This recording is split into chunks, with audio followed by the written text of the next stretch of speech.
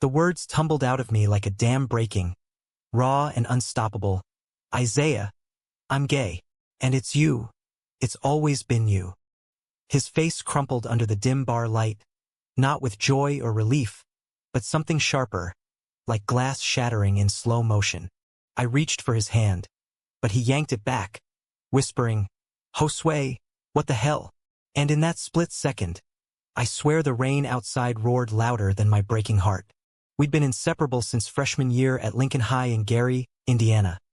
That rusty steel town where the air always smelled like Lake Michigan regret, and the mills hummed like distant thunder.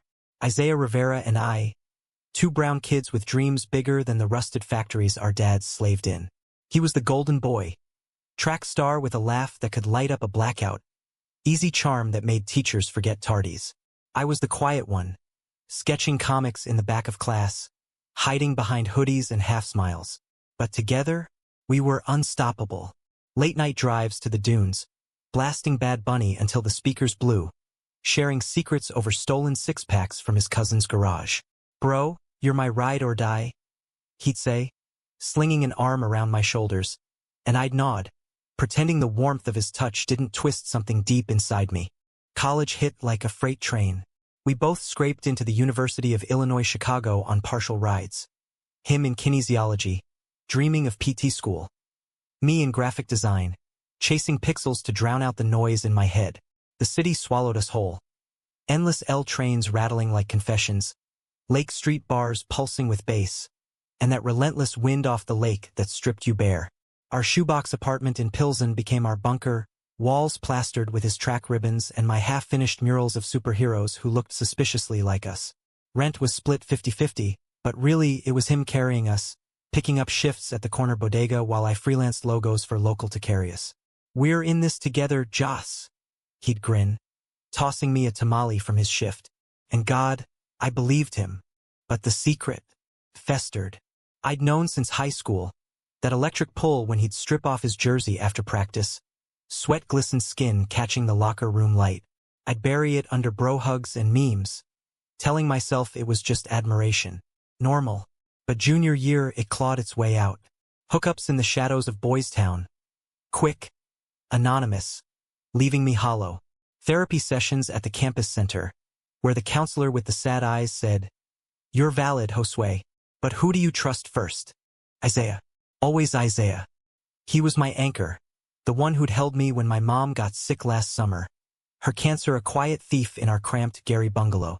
He'd driven the 8 hours back with me, sat vigil in that sterile hospital room, cracking dumb jokes until she smiled through the morphine haze. If anyone would get it, it'd be him. The night I chose was a Friday in October, the kind of Chicago autumn where the sky bruises purple and the wind howls like it's got something to prove. We'd hit up El Toro, that dive on Halstead with the sticky floors and $3 Pacificos that tasted like regret. It was our ritual. Wings too spicy, stories too loud, the world fading until it was just us in a corner booth. But tonight, my stomach churned like the L overhead. I nursed my drink, words sticking in my throat like barbed wire. Isaiah was mid-rant about his latest track meet. "Coach is on my ass, man," but I crushed that 400. When the rain started, fat drops slamming the window like accusations. "Let's bail," he said, tossing cash on the table. We dashed out, laughing at first, collars popped against the downpour. But 2 blocks from the L station, under a flickering street lamp, I stopped. The city blurred. Honking cabs, neon open signs bleeding red into puddles. And it hit me, now or never. "Isaiah, wait." My voice cracked, smaller than the storm. He turned, rain streaming down his face, that easy smile fading. "What's up, Joss? You're white as a ghost." I swallowed, the words a flood. "I gotta tell you something. This big. Me." His eyes searched mine, curious, patient. I spilled it all. The years of hiding, the crushes that weren't on girls, the way his laugh lit me up like fireworks. "And you. Shit, Isaiah, you're the reason I can't fake it anymore. I love you. Like, love you." The confession hung there, heavier than the rain. My heart hammering so loud I thought he'd hear it over the gale. For a beat, silence. Then his face. Oh God, his face. The color drained, jaw slack, eyes darting like a cornered animal. Josue. Dude, no. It wasn't anger, not yet. Just shock, pure and jagged. He stepped back, hands up like I was a live wire. We're brothers. This changes everything. My chest caved. It doesn't have to. I just needed you to know. To maybe feel the same. Hope flickered, stupid and desperate. He shook his head, rain flicking off his curls. I can't. I don't. Fuck, man. His voice broke, and for a second, I thought he might hug me, might say we could figure it out. But then his phone buzzed in his pocket. Some notification. Ignored. Look, it's late. We talk tomorrow, yeah? At home. He clapped my shoulder, awkward, brotherly, and bolted for the station. I stood there, soaked to the bone, the city swallowing my echo. Betrayal? Not yet. Just the first crack in the foundation. I stumbled back to the apartment alone. The L ride a blur of wet seats and pitying glances. Curled on the couch under a threadbare blanket, I replayed it. His flinch, the way he'd looked at me like I was a stranger. Sleep came in fits. Dreams of us as kids racing bikes down Gary's potholed streets. Free and unscarred. By 7 a.m., my phone alarm jolted me awake. Isaiah's spare key still on the hook by the door, untouched. He must have crashed at a teammate's. I brewed coffee, black and bitter, scrolling Instagram for distraction. That's when it hit. A DM from my cousin in Gary. Joss, you okay? This you. Attached. A video thumbnail. My stomach dropped. I tapped play. There I was. Rain slicked under that street lamp, pouring my soul out. Isaiah, I'm gay. And it's you. The clip cut mid-sentence, overlaid with cartoon tears and clown emojis. Captioned, when your straight bestie confesses over tequila rain. Midwest edition face with tears of joy friendzone fail Gary Gay's oops my bad. It had 5K views already. Heart pounding, I searched my name. Hashtags exploded. Josue comes out gone wrong. Bestie betrayal. Chicago confession clown. Memes everywhere. My face photoshopped onto crying Jordan. Or as a sad puppy with Isaiah's track pic captioned, fetch happens. Retweets from strangers. LMAO. Bro thought he had a shot? Delusional dude. This why we can't have nice things in Pilsen. Nausea hit like a wave. Isaiah. He must have recorded it. Phone out in his pocket, that buzz I'd ignored. Why? To laugh later? To cope?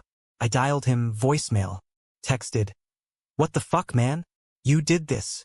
No reply. By noon, it was viral local news pickup from some gossip account. UIC students awkward coming out goes meme wild. My inbox flooded. Trolls spewing slurs. A few DMs from queer kids saying, you're brave. Ignore the noise. But the betrayal burned deepest. We'd shared everything. His dad's deportation scare. My mom's chemo bills. How could he weaponize this? I bolted the apartment door, phone on silent. But the world seeped in. Classmates unfollowed en masse. A prof emailed awkwardly about focus. By evening, I was a ghost in my own skin, pacing the muraled walls, fists clenched. That's when the knock came, pounding, frantic. Isaiah. I yanked the door open, rage boiling over the hurt. You piece of shit. He looked wrecked. Eyes red-rimmed, hoodie zipped to his chin like armor. Rain still slicked the hallway mats.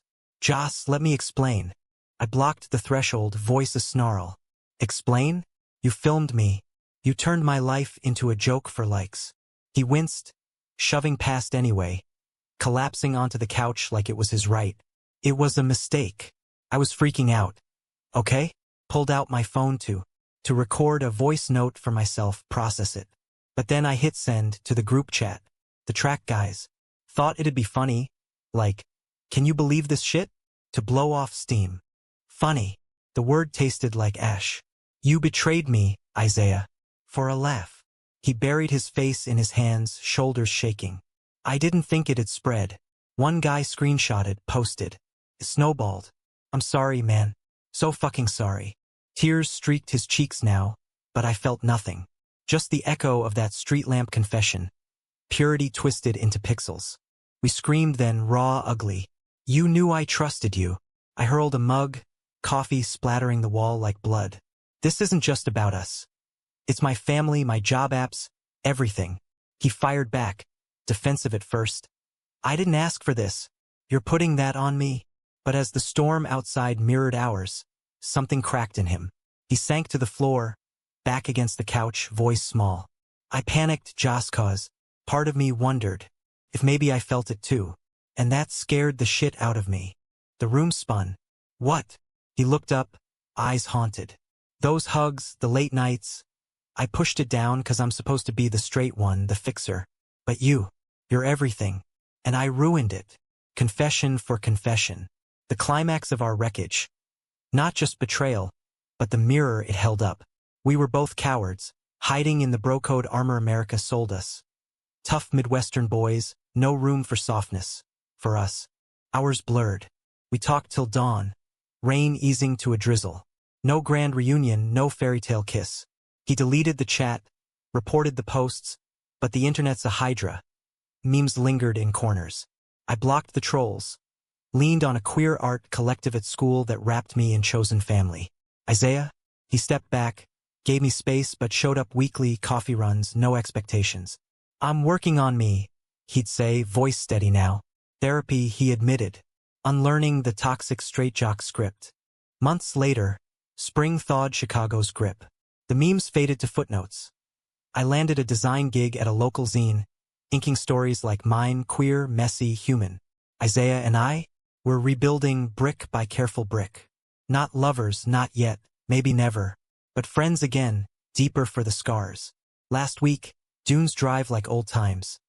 Bad Bunny low, windows down. I'm proud of you, Joss, he said, no arm around me, but a glance that said enough. In Gary's shadow, under endless sky, I believed him.